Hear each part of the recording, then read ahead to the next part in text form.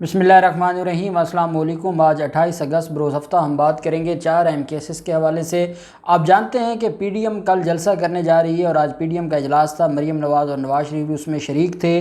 PDM का जलसा शुरू होने से पहले ही और पीडीएम का शो शुरू होने से पहले ही बुरी तरह फ्लॉप हो गया है और कराची से जो रिपोर्टें सामने आ रही हैं और जिस तरीके से मुस्लिम लीग नून और JUIF के कारकुनान की आपस में जो लड़ाई है और जैसे इनके मामलात आपस में ख़राब हो रहे हैं और जैसे ख़वातीन पर पाबंदी लगा दी है कि कल वो जलसे में ना आएँ, और नवाज शरीफ ने आज हमला किया रियासत पाकिस्तान पर और पीडीएम के इजलास को इस्तेमाल करते हुए उन्होंने अपना जो अंदर का बुग़्ज़ है वो निकाला है।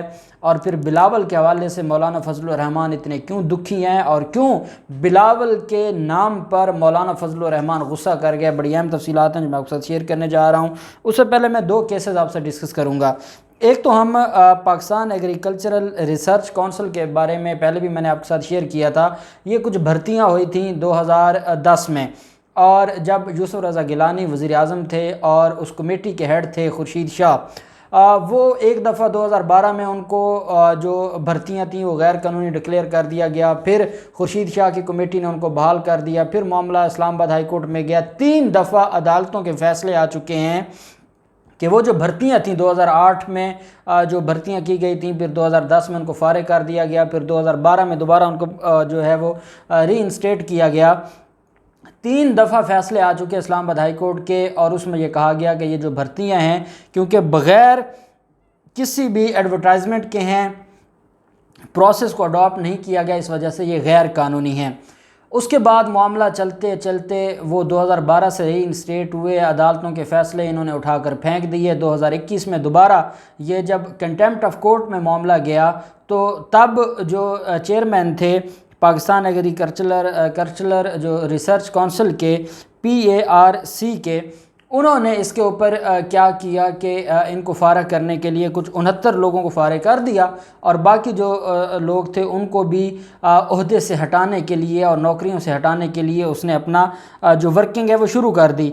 लेकिन साथ ही पब्लिक अकाउंट्स कमेटी की ज़ेली कमेटी उसने इसके ऊपर एक्शन ले लिया, और बदकिस्मती ये है कि उसमें मुनज़्ज़ा हसन जो कि पाकिस्तान तहरीक इंसाफ की MNA है, एक इब्राहिम MNA है पाकिस्तान तहरीक इंसाफ का, और मुशाहिद हुसैन सैयद जो कि पाकिस्तान मुस्लिम लीग नून के रहनुमा हैं और पहले वो काफ लीग में थे, उन्होंने चेयरमैन PARC को तलब किया और तलब करके उससे कहा कि आप होते कौन हैं इन लोगों को घर भेजने वाले, क्योंकि इनको बहाल नहीं किया था और इनको उड़ा दिया था, इनको नौकरी से फारिग कर दिया था चेयरमैन PARC ने, और उन्होंने किया था इस्लामाबाद हाई कोर्ट के फ़ैसले की रोशनी में।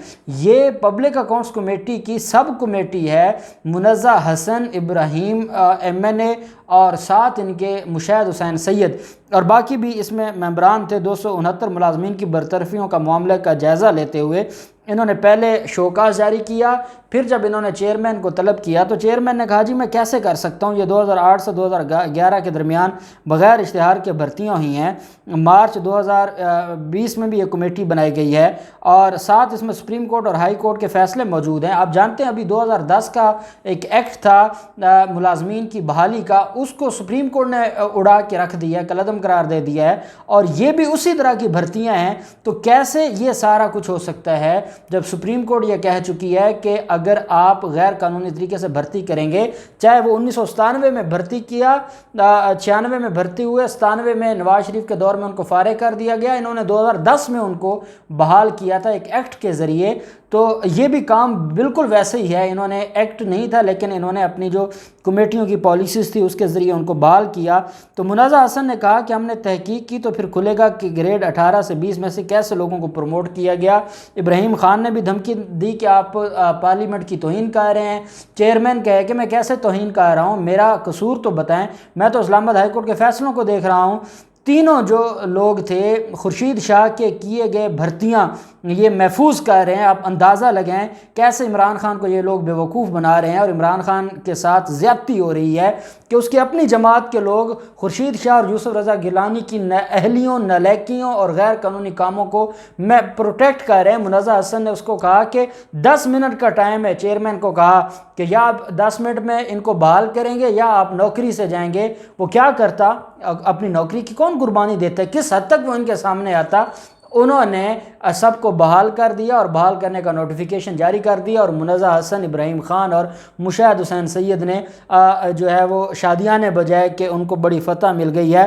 اب معاملہ کیونکہ دوبارہ اسلام آباد ہائی کورٹ میں جائے گا، پارلیمنٹ کی کمیٹی ہے تو ان کے خلاف تو کچھ ہو نہیں سکتا، وہاں بھی وہی چیئرمین ذلیل ہوگا، یہاں بھی وہی چیئرمین ذلیل ہوا، اور منزہ حسن اور ان لوگوں نے غیر قانونی کام کیے۔ میں وزیر اعظم عمران خان سے مطالبہ کروں گا کہ اس معاملے پر ان دونوں جو آپ کے ایم این ایز ہیں ان کے خلاف انکوائری کی جائے جماعت کے اندر، اور پتہ لگایا جائے کہ یہ کتنے میں بکے ہیں، کیسے انہوں نے غیر قانونی کام کیا ہے، جس پر عدالتوں کی فیصلے آ چکے ہیں، ان میں یہ کیسے انٹرفیئر کر سکتے ہیں۔ سروس کے معاملات اور جو سروس کے رولز ہیں اس میں ایک کمیٹی کیسے، یہ عدالتیں اپنی لگا کر بیٹھے ہیں، اور اپنی انہوں نے سپریم کورٹ بھی پارلیمنٹ کے اندر بنائی ہوئی ہے، ہائی کورٹ بھی یہی ہے، سروس ٹرائبونل بھی یہی ہے، تو اس طرح یہ معاملات نہیں چلیں گے۔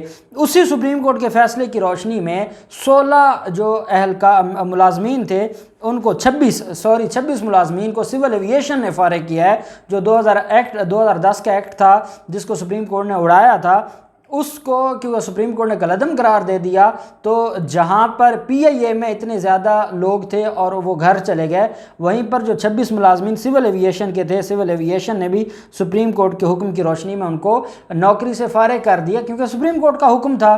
اور یہاں پہ منزہ حسن کا یہ کردار اور ابراہیم خان اور مشاہد حسین سید کا یہ کردار ہے، اور اس کی ہم مذمت کرتے ہیں۔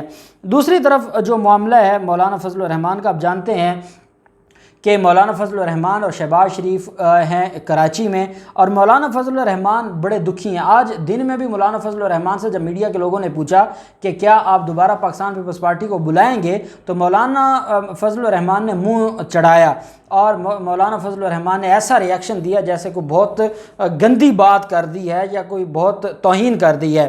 اس کے بعد پی ڈی ایم کا اجلاس ہوتا ہے، مریم نواز اور نواز شریف بھی موجود ہوتے ہیں، اور آج کے اجلاس میں دوبارہ جس بات پر ڈسکشن ہوئی وہ تھی استعفے، اسمبلیوں سے استعفے۔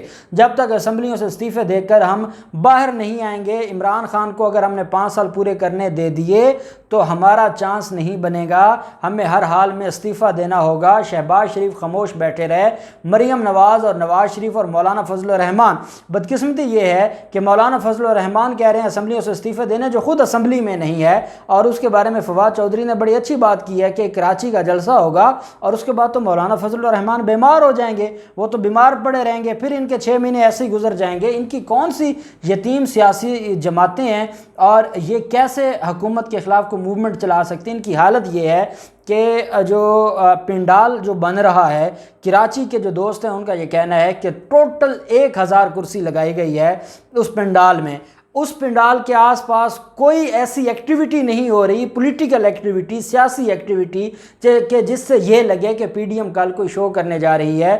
وہ جو جناح باغ ہے اس کی 1/4 حصہ کور کیا جا رہا ہے، 3 حصے تو اس باغ کے ویسے ہی چھوڑ دیے ہیں۔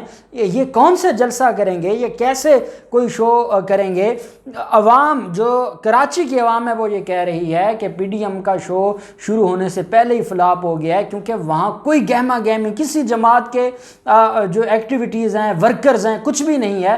پہلے چلے مریم نواز آیا کرتی تھی جلسوں میں، اور مریم نواز ٹویٹر پر بھی، سوشل میڈیا پر بھی ایکٹیو رہتی تھی، اور پھر مریم نواز کے لیے لوگ آ بھی جاتے تھے۔ اب مولانا فضل الرحمان کے لیے یا شہباز شریف کے لیے کون آئے گا، کیوں آئے گا؟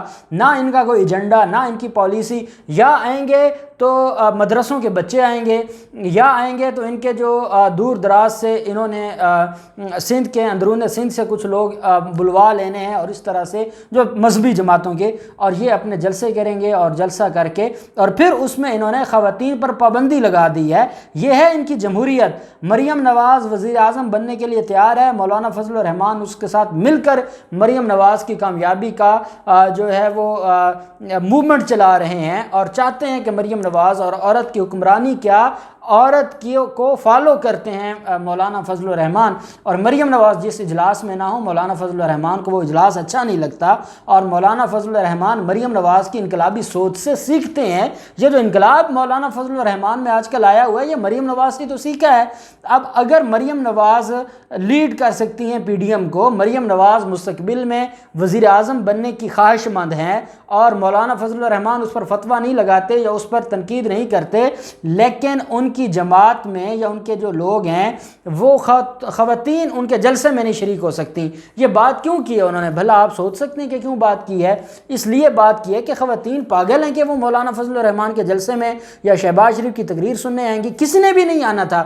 مریم نواز کی وجہ سے پہلے خواتین بھی آ جاتی تھی، جو یوتھ ہے وہ آ جاتی تھی کسی خاص مقصد کے لیے، لیکن اب کون آئے گا؟ کیوں آئے گا مولانا فضل الرحمان کا خطاب سننے؟ ان کو وہی آپ اندازہ لگا لیں، کل میڈیا پر آپ دیکھ لیجئے گا سوائے مدرسوں کے بچوں کے کوئی بھی نہیں ہوگا۔ اور نواز شریف جو ہیں وہ اس پی ڈی ایم کے اجلاس میں بیٹھ کر جو حکومت پاکستان ہے اور پاکستان کے حوالے سے کہتے ہیں کہ پاکستان عالمی طور پر بدترین تنہائی کا شکار ہے۔ پاکستان تنہائی کا شکار نہیں ہے۔ وزیر اعظم عمران خان کو ایک دن میں 10 جو مختلف ممالک کے ہیڈز ہیں وہ فون کر رہے ہیں۔ پاکستان اس وقت لیڈ کر رہا ہے امریکہ اور جو مغرب کو، اور آپ یہ بھی دیکھ لیں کہ تنہائی کا شکار آپ ہیں، اور آپ کے پاس وہی آ جاتے تھے جو محب جیسے لوگ، اور وہ خود اس وقت حمداللہ محب اور اشرف غنی وہ بھگوڑے ہیں اور ان کو کوئی پناہ نہیں دے رہا، اور کئی آپ کے جاننے والے جرمنی میں اس وقت پیزا بیچ رہے ہیں۔